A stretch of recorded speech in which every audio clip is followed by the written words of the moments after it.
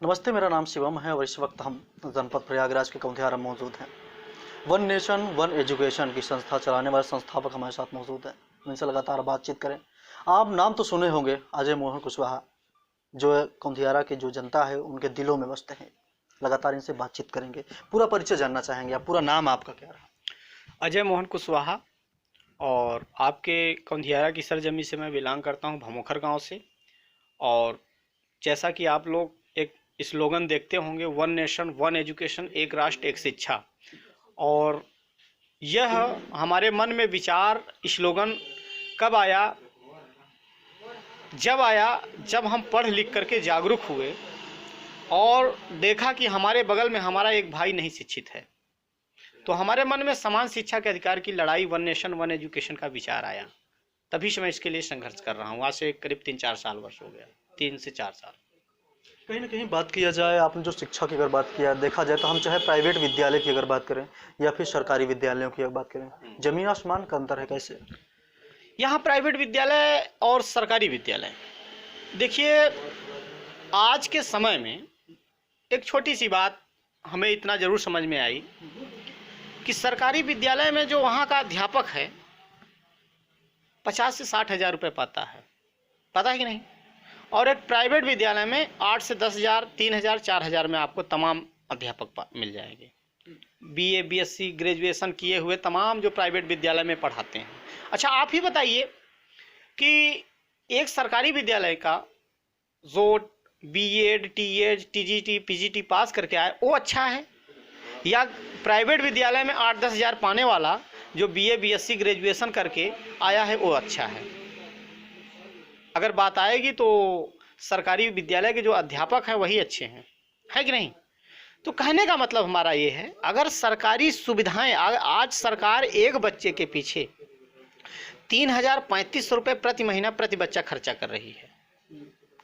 3,035, कपड़ा, खिचड़ी, कापी, किताब, खाना पीना, जितनी सारी व्यवस्थाएं हैं, अध्यापक की सैलरी से लेकर हर महीने 3,035 रुपये प्रति बच्चा खर्चा आ रहा है। आता है कि नहीं?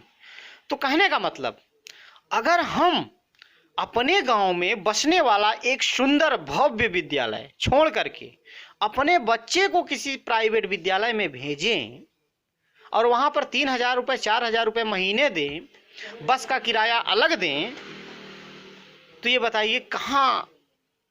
हमें ये बातें तो समझ में आ रही है, लेकिन अंतोगत्वा लोग प्राइवेट विद्यालय में ही भागते हैं। क्यों? ये भी सवाल खड़ा होता है।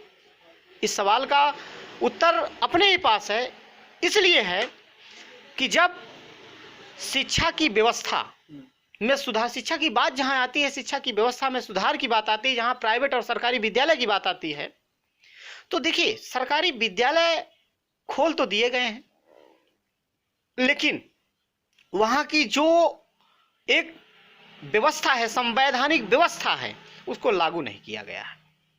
वहां का जो अध्यापक है, अगर जैसे गांव के बच्चों को पढ़ाने आता है, लेकिन अपने बच्चे को वहीं नहीं पढ़ाता जहां गांव के बच्चे पढ़ते हैं। अब आप सोचिए, समान शिक्षा है क्या? मास्टर साहब 50-60 हज़ार रुपया महीना पावत हैं, कहाँ भेजत हैं? इलाहाबाद डेलही कॉन्वेंट विद्यालय में भेजन, उनके लड़कियां पढ़ेस लिखेस। यह कई गांव के सरकारी विद्यालय में जब लड़कियां पढ़ाई लाए बाटे 1 से 8 तक, जबकि पढ़ाई की नींव 1 से 8 तक, 10 तक है, जब पढ़ने लायक है तो उस बच्चे को खिचड़ी खिला करके एक जो है साक्षर मजदूर बनाया जा रहा है। एक साक्षर मजदूर बनाया जा रहा है। कैसे? मास्टर साहब का लड़का वो 50-60 हज़ार रुपये पा रहे हैं। मास्टर साहब का लड़का पढ़ा लिखा, पढ़ लिख करके डॉक्टर, इंजीनियर, IAS PCS बन गया, और बनने के बाद 2-4 साल कमाने के बाद पैसा इलाहाबाद में प्लाट लिया या लखनऊ में प्लाट लिया। तब तक ये पढ़े लिखे सरकारी विद्यालय, मास्टर साहब के माध्यम से पढ़ाए गए जो बच्चे हैं विद्यालय में, जो पढ़े हैं, ये बच्चे तब तक पढ़ लिख करके साक्षर मजदूर बन गए, और जाके इलाहाबाद लेबर चौराहे पे खड़े हो जाएंगे तो वही पढ़े लिखे लोग इनका शोषण 300 रुपये तिहाड़ी पे कराएंगे। बात समझ में आ गई ना? कैसे शोषण हो रहा है समाज का? यानी गांव के सरकारी विद्यालय को बिजनेसमैन, पैसे वाले लोग और राज्य और केंद्र में बैठे नेतृत्व करने वाले नेता गांव के सरकारी विद्यालय को मजदूर बनाने की फैक्ट्री बना दिया है। अब आप सोच लीजिए, अगर एक सांसद जीतता है, एक विधायक जीतता है, उसके लिए एक कानून तत्काल पारित किया जाता है। तो हम ये दरखास्त करते हैं सरकार से, इस देश के नेताओं से, पार्लियामेंट, लोकसभा, विधानसभा में बैठे लोगों से यह कहना चाहते हैं कि सरकारी विद्यालय और शिक्षा व्यवस्था के लिए भी कानून बने कि जिनका बच्चा गांव के सरकारी प्राथमिक पाठशाला में 1 से 8 तक नहीं पढ़ के आएगा, उनके बच्चों को सरकारी नौकरी नहीं दी जाएगी। तब मास्टर साहब जब अपने लड़का कॉन्वेंट में भेजत हैं, तब वो अपने लड़का की यहीं पढ़ई ही, यहीं जब पढ़ई ही, तो जब एक IAS PCS का बच्चा, एक सांसद और विधायक का बच्चा, एक ग्राम प्रधान का बच्चा, एक गरीब किसान मजदूर रिक्शा चलाने वाले बच्चे के साथ बैठ के पढ़ेगा, तब वह मास्टर अच्छी तरह पढ़ाने का काम करेगा। और जितने प्राइवेट विद्यालय खुले हैं, सरकार उन सभी प्राइवेट विद्यालयों को अपने कब्जे में ले और उनको अपने कब्जे में लेकर के वहाँ के जो अध्यापक हैं, जो वहाँ का सिस्टम है, अपने कब्जे में लेकर के वहाँ की सारी व्यवस्थाएं, प्राइवेट विद्यालय जो अब आज एक सांसद, एक विधायक जीतता है, क्या करता है, 1 करोड़ फेंक दिया, 1 करोड़ फेंकने के बाद 10 करोड़ सालाना कमा रहा है। हमारे क्षेत्र के वर्तमान विधायक को ले लीजिए आप, वाचस्पति, माननीय वाचस्पति विधायक जी को ले लीजिए। बात करते हैं शिक्षा की, बात करते हैं शिक्षा की ना, कुछ उनके चमचे भी कहते हैं कि वो शिक्षा के मसीहा हैं, लेकिन मैं कहता हूं ना, शिक्षा के माफिया हैं। कैसे मैं मान लूं? आपने कितने बच्चों को फ्री किया है? अभी MB कॉन्वेंट में चले जाइए, गवनिया, यमुना पार का शानदार विद्यालय बन चुका है। इनको क्या कमी है भाई? आज जनता ने विधायक बनाया, लोकसभा विधानसभा में अगर ये 1 नेशन 1 एजुकेशन की बात करेंगे ना, इनकी नसबंदी हो जाएगी विधायक जी की। जो झाल में पैसा भर के आ रहा है ना, जब इनकी नसबंदी हो जाएगी तो इनकी अन्नी खत्म हो जाएगी। इसीलिए इस देश के नेता, लोकसभा विधानसभा में बैठे लोग 1 नेशन 1 एजुकेशन की बात नहीं करते। हम बात करते हैं, इंसान सोचे यार, जन्म और मृत्यु के बीच में पूरा जीवन छुपा है। अगर जन्म लिए हो, क्या लेके आए हो? अब क्या लेके जाओगे मरने के बाद? एक कफन भी लेके नहीं जाते। अगर हम शैक्षिक की अगर बात किया जाए, अगर बात किया जाए मंत्री धर्मेंद्र प्रधान की अगर बात किया जाए, तो आपको क्या लगता है किस तरीके से उनको जो है कार्रवाई इस पर किस तरीके से करना चाहिए? बिल्कुल करना चाहिए उनको। इसके लिए बढ़िया एक बेहतरीन कानून बनाएं। देखिए, शिक्षा की बात जहां आएगी, आप कॉलोनी, खड़ंजा, चक्रोड, बम्बा मत दो। आप जैसे एक गांव की मैं बात करता हूं, एक गांव में 100 लोग हैं, एक गांव में 100 लोग हैं। आप 5 साल में 100 लोगों में कितनी कॉलोनी दे सकते हैं? ज़्यादा से ज़्यादा 25 से 30 लोगों को दे सकते हैं ना। इतना ही दे सकते हैं कि 100 में 100 लोगों को दे सकते हैं? नहीं दे सकते ना। अगर 25-30 लोगों को, थोड़ा सा सोचिएगा, गौर करिए, 25-30 लोगों को कॉलोनी दे रहे हैं। इस देश में 90% आबादी गरीब है, तो 50-60 लोग जो है भूखे हैं कि नहीं? यानी एक तरफ आप खाना खिला रहे हो, दूसरी तरफ भूखे लोगों को चिढ़ा रहे हो। तो बल्कि भूखे रहने दो, 100 में 90 लोगों को, 100 में 100 को भूखे रहने दो। उसी पैसे को लगा करके जो है आप क्या करो, बेहतरीन विद्यालय बनाओ गांव का। अच्छा, कहीं ना कहीं एक बड़ा सवाल खड़ा होता है कि जिस तरीके से यहाँ पे अगर देखा जाए या बात किया जाएगा, शिक्षा की अगर बात किया जाए, जो अध्यापक की बात करें, मास्टर की अगर बात किया जाए, जो प्राइवेट विद्यालयों में 8 घंटे लगातार खड़े होकर के ड्यूटी करते हैं और बच्चों को जो है शिक्षा देते हैं, उनकी अगर बात किया जाए तो सैलरी जो है मात्र 8 से 10 हज़ार रुपया है। उनके पढ़ाए हुए बच्चे IAS और IPS बन जा रहे हैं, लेकिन 60,000 65,000 पाने वाले सरकारी अध्यापक के जो बच्चे हैं, उनको तो अभी तक अगर देखा जाए तो सही से क ख ग घ भी नहीं आता। देखिए, यहाँ 2 चीज़ें हैं। पहली बात, प्राइवेट विद्यालय में बेरोजगार युवाओं, पढ़े लिखे बेरोजगार युवाओं का शोषण बेहतरीन ढंग से होता है। और दूसरी बात, सरकारी विद्यालय में जो सरकारी अध्यापक हैं, समझ रहे हैं, उनसे तमाम जनगणनाएं कराई जाती हैं। गांव की उनकी जिम्मेदारियां उनको दी जाती हैं। वो बच्चों को पढ़ा कहाँ पाते हैं? मोबाइल में दे दिए हैं, ठेसा देश की जनगणना करो इस मोबाइल में। अब बताइए, अब वो मोबाइल से गांव की जनगणना करेंगे जनता की, कि गांव में कितनी गाय घूम रही हैं, उनको ब्लॉक पे भेजना है, वो बच्चों को पढ़ाएंगे?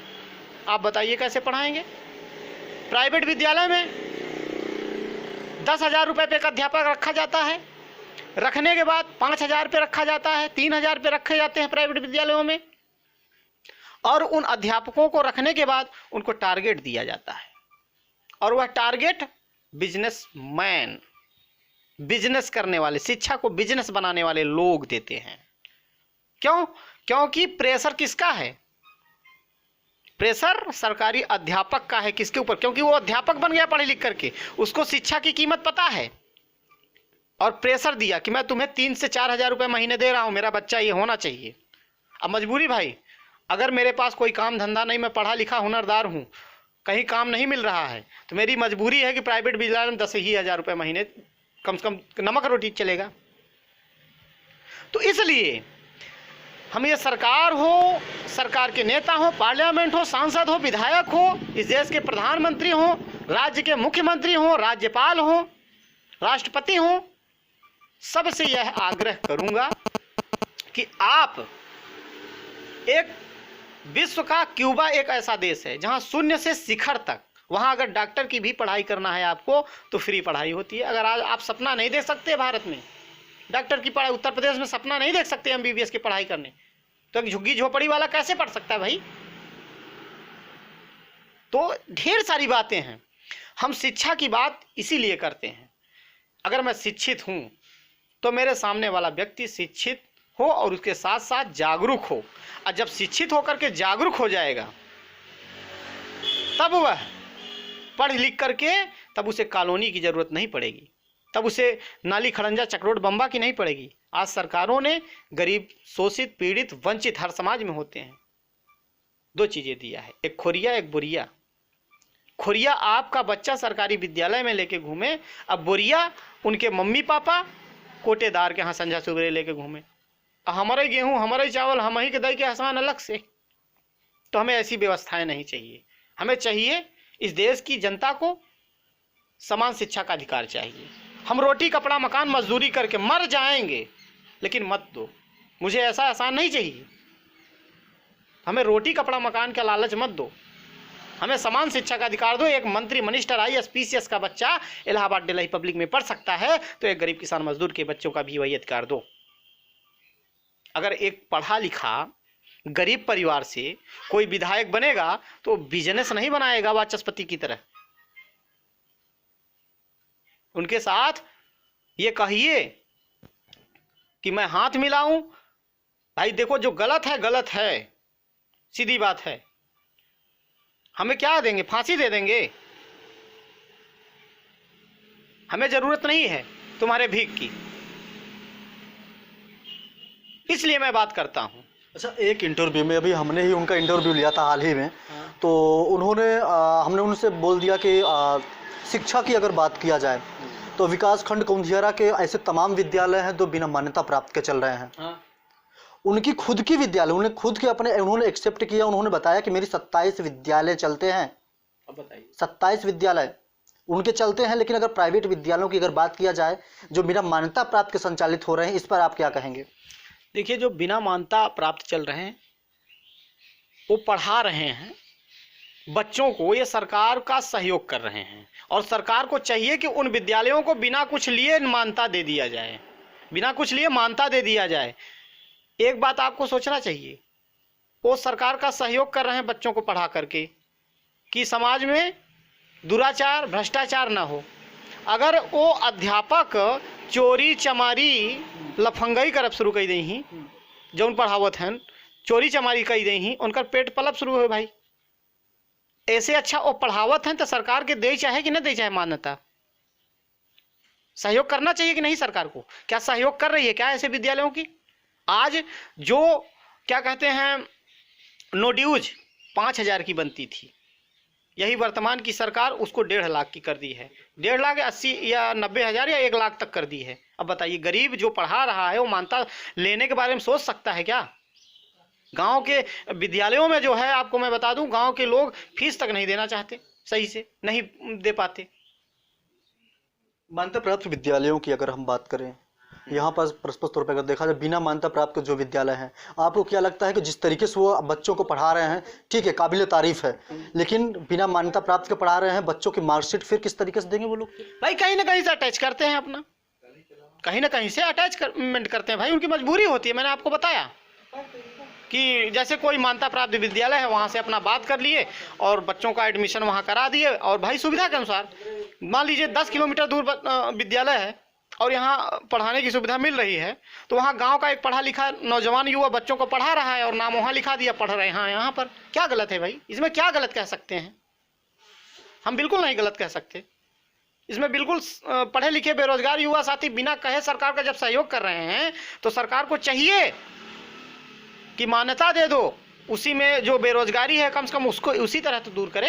लेकिन हेडमास्टर जो है, जो वहाँ पे पढ़ाने वाले लोग हैं, जो वो बच्चों के साथ अटखेलिया तो नहीं खेल सकते ना इस तरीके से पूरे जीवन के साथ उनके? क्या खेलेंगे अटखेलिया? कैसे खेलेंगे भाई? आप कहने का मतलब हमारा ये है, हमने आपको पहले भी कहा कि शिक्षा को बिजनेस ना बनाया जाए। शिक्षा की तरफ विशेष जो बजट सोचिए बनता था, जो बजट करीब 30 मतलब ज़्यादा बनता था। मान लीजिए 100% में जो बजट 60% बनता था, वह बजट आज शिक्षा का आकर के जानते हैं कितने बैठक गया है? 10% पे। अब जैसे हम उत्तर प्रदेश की बात करें, हाँ, इलाहाबाद की, आज माघ मेला में अरबों और करोड़ों रुपए खर्चा कर देती है सरकार। अगर माघ मेला क्या फायदा है? वही आडंबर और पाखंडवादी लोग, वहां पर पढ़े लिखे लोग जाते हैं क्या? अगर जाते भी हैं तो वीआईपी व्यवस्था लेते हैं।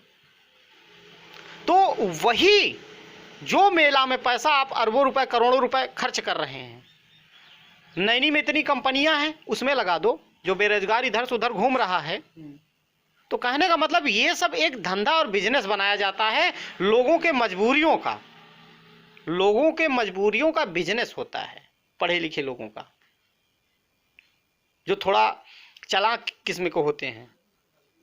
तो कहीं ना कहीं से जो है, देखिए, शिक्षा बहुत बड़ी भूमिका निभाती है। बाबा साहब अम्बेडकर भी एक झुग्गी झोपड़ियों में से रहने वाले लोग थे। उन्होंने शिक्षा के बल पर 32 डिग्रियां हासिल किया ना। भारत का संविधान लिखा कि जा करके मंदिर का घंटा बजाने करके भारत का संविधान लिखा। आज अयोध्या की राम मंदिर भी बन रही है तो संविधान की देन है। कोई ये कहे कि जो है रामायण की देन है, कहता है क्या? बवाल तो यही मचा हुआ है। ये रामायण की देन है कि अयोध्या की मंदिर बन रही है? बाबा साहब अम्बेडकर की देन है, भारत के संविधान की देन है जो आज अयोध्या की मंदिर बन रही है। कैसे कैसे स्पष्टीकरण आप कर सकते हैं उसको? बिल्कुल कर सकते हैं। आप ऐसे ही देखिए ना, किस कानून ने आदेश दिया है?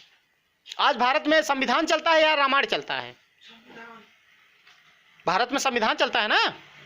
संविधान स्वर्णिम अक्षरों से भारत का लिखा गया है ना।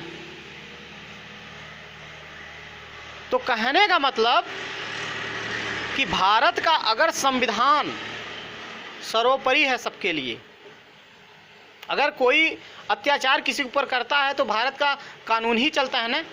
कोई लड़ाई झगड़ा होता है तो 151, 116 जो लगता है संविधान की ही बदौलत लगता है। पुलिस थाने किसके अंडर में चल रहे हैं? ब्रांच बाय ब्रांच क्यों बटे हैं? एक थाना अध्यक्ष होता है, एसआई होता है। तो कहने का मतलब कि आप जितना ही निगेटिव सोचोगे, उतना ही समाज के लिए दुष्प्रभावी विचार पैदा होंगे। और जितना ही पॉजिटिव अच्छा शिक्षा के क्षेत्र में सोचेंगे, अगर आप शिक्षा को मुट्ठी में बंद कर लेंगे तो पूरा विश्व आपके कब्जे में होगा। इतना मैं जानता हूँ। अच्छा, अगर एक ग्रेजुएशन की अगर बात किया जाए, जो बच्चे ग्रेजुएशन कर लिए हैं, करने के बाद जो है कहीं गलियों में कहीं बाजारों में जो है टहल रहे हैं, उनके लिए कोई नौकरी व कोई स्रोत नहीं, उसके उनके लिए उनको क्या कहेंगे? देखिए, जो बेरोजगार युवा हैं, मैं उनसे यह कहूँगा कि आप बेरोजगार अपनी बदौलत हो। क्यों? क्योंकि आप अपने अधिकार की लड़ाई लड़ना नहीं जानते। जिस दिन आप अपने अधिकार की लड़ाई लड़ना जान जाओगे, आप बेरोजगार नहीं रहोगे। आप बेरोजगार नहीं रहोगे। आपको छोटे छोटे लालच चाहिए। हमने देखा है कि कहीं विचारों की लड़ाई होती है तो वहां पर लोग नहीं नजर आते, और कहीं पे जो है सरकार की ये 1 रुपया की योजना मिल गई तो वो 10 रुपया फूंक के पहुंचे थे। उनके हाथे में 20,000 का मोबाइल बा, कैसे बेरोजगार हैं बताइए आप, कैसे बेरोजगार हैं? वो अपनी बदौलत बेरोजगार हैं। टीवी 7 न्यूज़ चैनल के माध्यम से कुछ जनता को सलाह देना चाहेंगे आप? बिल्कुल सलाह देंगे, एक रोटी कम खाओ, लेकिन आने वाले बच्चों को, अगर आप बेरोजगार हो तो आने वाले बच्चों को मजदूरी करो, रिक्शा चलाओ, लेकिन उनको पढ़ा लिखा के डॉक्टर इंजीनियर बनाओ। और जिस दिन इस देश की और पढ़ाई के साथ साथ जागरूक वाली शिक्षा होनी चाहिए। जब जागरूकता वाली शिक्षा होगी, आपके घर में, यह मेरा विशेष सलाह है, आपके घर में अगर 2 बच्चा है, एक बच्ची एक बच्चा, तो एक बच्ची को पढ़ा लिखा के डॉक्टर इंजीनियर बना दो और एक बच्चे को पढ़ा लिखा के वकालत कराओ, वकालत करा करके एक पढ़ा लिखा नेता बनाओ। और जब पढ़े लिखे लोग राजनीति में भागीदारी लेंगे, जिस दिन से, उसी दिन से भारत के तिरंगे की शान के लिए हम लोग सारे लोग ससम्मान सम्मानित किए जाने लगेंगे और भारत के महान की गरिमा बची रहेगी। परिचय आपको? अजय मोहन कुशवाहा। कहाँ के रहने वाले हैं? कौंधियारा, आपके भमोखर गांव से। ये थे हमारे साथ अजय मोहन कुशवाहा और इन्होंने शिक्षा को लेकर कई सारी बातें बताई हैं। लगातार बातचीत करेंगे आपसे, लेकिन उससे पहले एक छोटा सा ब्रेक, फिर से हाजिर होंगे आपके साथ।